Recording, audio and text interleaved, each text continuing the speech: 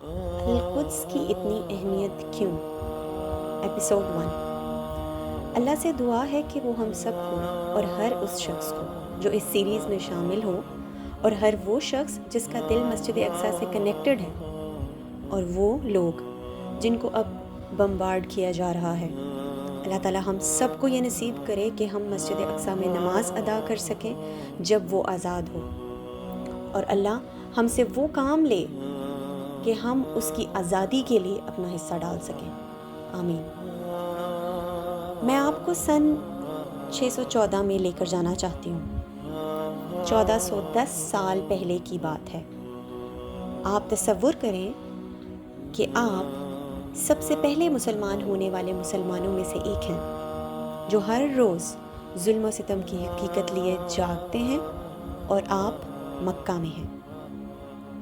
رات کا آخری پہر ہے، اور آپ چند مٹھی بھر لوگوں میں سے ہیں جنہوں نے رسول صلی اللہ علیہ وسلم کا پیغام قبول کیا ہے۔ رسول صلی اللہ علیہ وسلم اور ہماری والدہ خدیجہ رضی اللہ عنہ نماز کے لیے بیدار ہوئے، اور اسی وقت فاطمہ رضی اللہ عنہ اور علی رضی اللہ عنہ بھی بیدار ہو گئے، مگر وہ اس وقت شادی کے رشتے میں نہیں جڑے۔ یہ سب لوگ قیام اللیل کے لیے بیدار ہو رہے ہیں۔ ابو بکر رضی اللہ عنہ اپنی فیملی کے ہمراہ قیام اللیل کے لیے بیدار ہو رہے ہیں، and the list goes on۔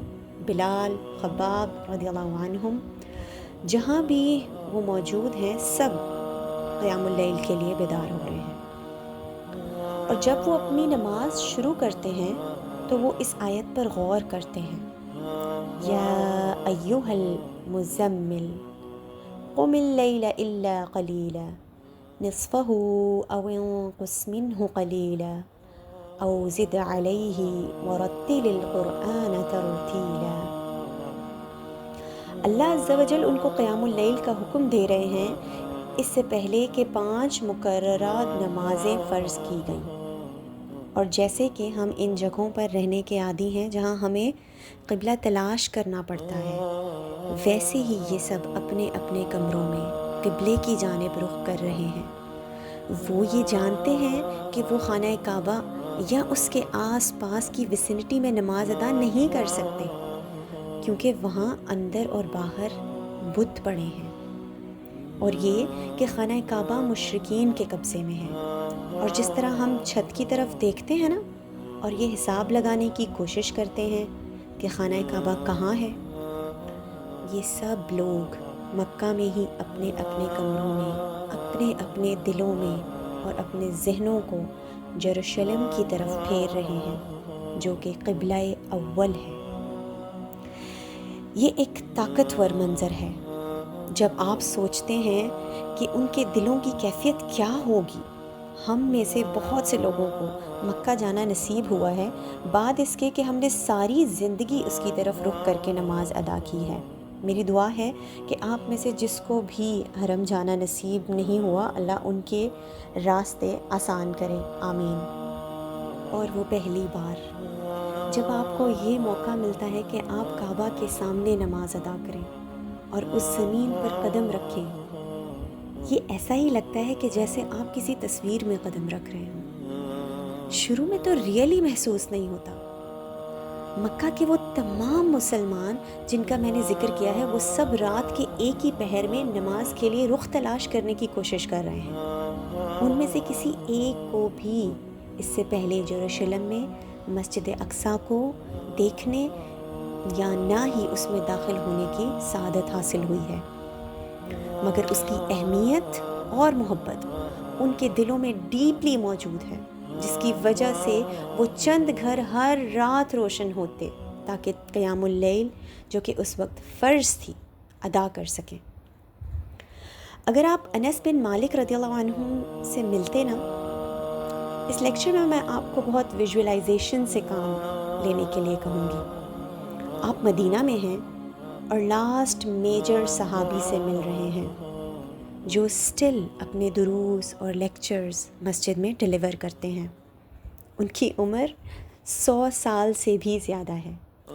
آپ ان کے پاس جاتے ہیں اور ان سے ان کا تعارف پوچھیں تو وہ کہتے ہیں کہ آج کوئی ایسا انسان موجود نہیں جس کو قبلہ اول اور قبلہ ثانی دونوں کی طرف نماز ادا کرنے کا اعزاز ہوا ہو.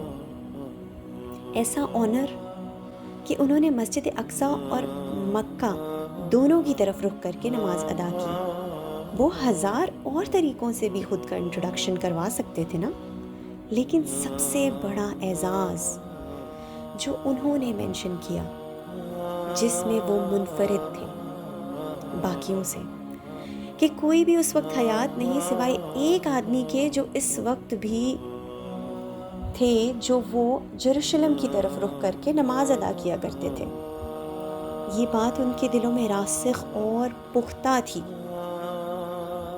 ایک ایسا وقت تھا جب ارلی مسلمز یہ سوچتے تھے کہ زیادہ عظیم کیا ہے، یروشلم یا مکہ، مسجد اقصیٰ یا مسجد الحرام. جابر ابن عبداللہ رضی اللہ عنہ سے روایت ہے کہ فتح مکہ کے دن ایک آدمی کھڑا ہوا. فتح مکہ کے دن کو امیجن کریں، اور کتنا اسپیشل وہ دن تھا کہ ہمیں اتنے سال کیسے مسجد حرام سے دور رکھا گیا، اور آج وہ دن ہے کہ جب ہم کعبہ کی ویسینٹی میں نماز ادا کر رہے ہیں.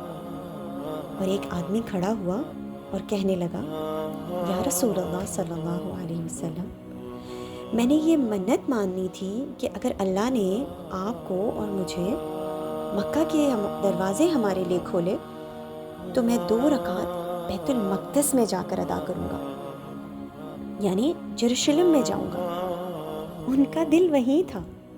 اور رسول صلی اللہ علیہ وسلم نے جواب میں جانتے ہیں کیا فرمایا؟ انہوں نے فرمایا، یہیں ادا کر لو، یعنی خود کو اتنے برڈن میں مت ڈالو. اس آدمی نے اپنے اوتھ کو ریپیٹ کیا کہ میں نے تو قسم کھائی تھی کہ اگر اللہ تعالیٰ نے ہمارے لیے مکہ کے دروازے کھولے تو میں یروشلم ہی جا کر نماز ادا کروں گا. رسول اللہ نے پھر جواب دیا، یہیں پڑھ لو، پرے ہیئر. اس نے دوبارہ ریپیٹ کیا تو رسول صلی اللہ علیہ وسلم نے فرمایا، یہ پھر تمہارا اپنا برڈن ہے، یعنی آپ کو فلفل کرنا ہوگا. میں نے آپ کو ایزی راستہ بتایا، مگر اف یو وانٹ تو یہ پھر آپ کا برڈن ہے. ذرا سوچیں کیسے مسجد اقصیٰ ان کے دلوں میں بسی ہوئی تھی کہ فتح مکہ کے موقع پر بھی، جو کہ سیرہ کا سب سے گلوریس پارٹ ہے، اس صحابی کا دل اور دماغ مسجد اقصیٰ میں تھا. لوگ اندازے لگاتے، ونڈر کرتے تھے کہ کس کی شان زیادہ ہے، مسجد اقصیٰ کی یا مسجد نبوی صلی اللہ علیہ وسلم کی، یروشلم کی یا مدینہ کی. اور اس بارے میں بہت سی احادیث ہیں.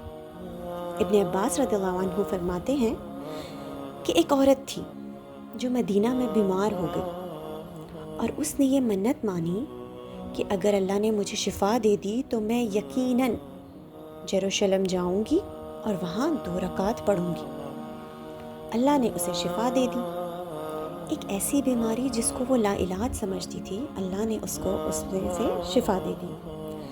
ابن عباس رضی اللہ عنہ کہتے ہیں کہ جیسے ہی اسے شفا ملی، وہ گئی، اپنا سامان باندھا، اپنے اونٹ کو تیار کرنے لگی اور یروشلم جانے کے لیے تیار ہو گئی.